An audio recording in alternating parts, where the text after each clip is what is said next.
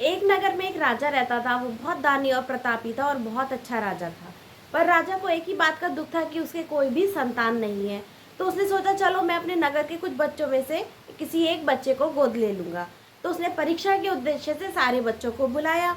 जब बच्चे उसके पास आ गए तो उसने सारे बच्चों को कुछ कुछ बीज दे दिए और कहा कि इनको ले जाओ और 6 महीने इनकी खूब अच्छे से सेवा करना, अपने गमले में सींचना, जिसका पौधा सबसे ज़्यादा बड़ा होगा मैं उसको राजा बनाऊंगा।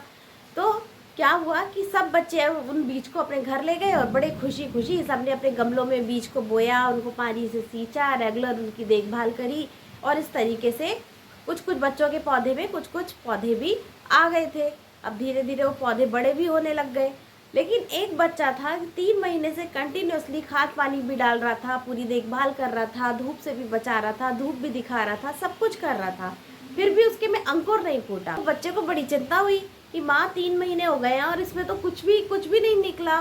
तो राजा तो उसने कहा, माँ बोली बेटा कोई बात नहीं, कोई कोई पौधा टाइम लेता है, सब्र का फल मीठा होता है, आप पूरी ईमानदारी से मेहनत करो, इसको रेगुलर पानी डालो, रेगुलर खाद डालो, सब कुछ डालो, तो ये पौधा अपने आप बड़ा हो जाएगा।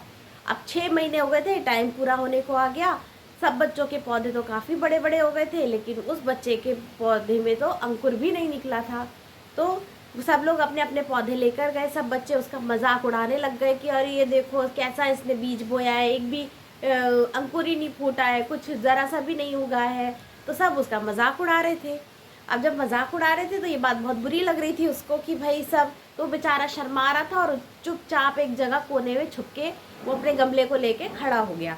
अब राजा ने सबके पौधे देखे तो सबके बीच में उस पर भी नज़र चली गई। तो उन्होंने पूछा कि तुम इस पौधे को छुपा क्यों रहे हो। उसने कहा कि देखिए सबके इतने बड़े बड़े अंकुर फूट गए हैं, पौधे मतलब पौधे निकल आए हैं, पौधे बड़े भी हो गए हैं, और मेरे में तो अंकुर भी नहीं फूटा। पता नहीं मेरा बीज कैसा था, मैंने तो पूरी 6 महीने लगातार उसकी सेवा करी, पानी दिया, उसको धूप भी दिखाई, बारिश से भी बचाया, सब कुछ किया, बहुत देखभाल करी, लेकिन फिर भी इसमें अंकुर नहीं फूटा। तो और बच्चे भी उसका मजाक उड़ा रहे थे कि अरे ये थोड़ी उत्तराधिकारी बनेगा, उत्तराधिकारी तो हम बनेंगे, हमारे पौधे देखो एक से एक बढ़कर बड़े बड़े पौधे हैं।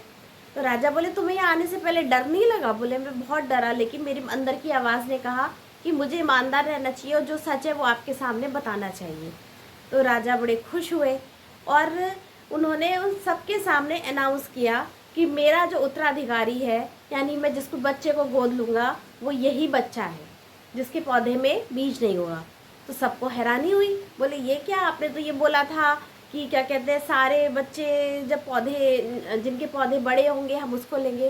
देखो, तो राजा ने कहा देखो मैं तुम सबकी परीक्षा ले रहा था, मुझे एक बिल्कुल अपनी तरह एक ऑनेस्ट और ईमानदार बच्चा चाहिए था। ये सारे बीज बंजर थे, इसमें से कोई भी पौधा नहीं निकलेगा, और आप लोग ईमानदारी से बताना आपने बीज बदल दिए थे ना, दूसरे बीज बोए थे ना, लेकिन ये बच्चा ईमानदार था, इसके पौधे में से कोई भी अंकुर नहीं फूटा, फिर भी ये मेरे पास आया और इसने सारी मुझे ईमानदारी से चीज़ें बताई। मैं समझ गया था इसमें से पौधा निकलेगा ही नहीं, तो मुझे इसकी ऑनेस्टी बहुत पसंद आई।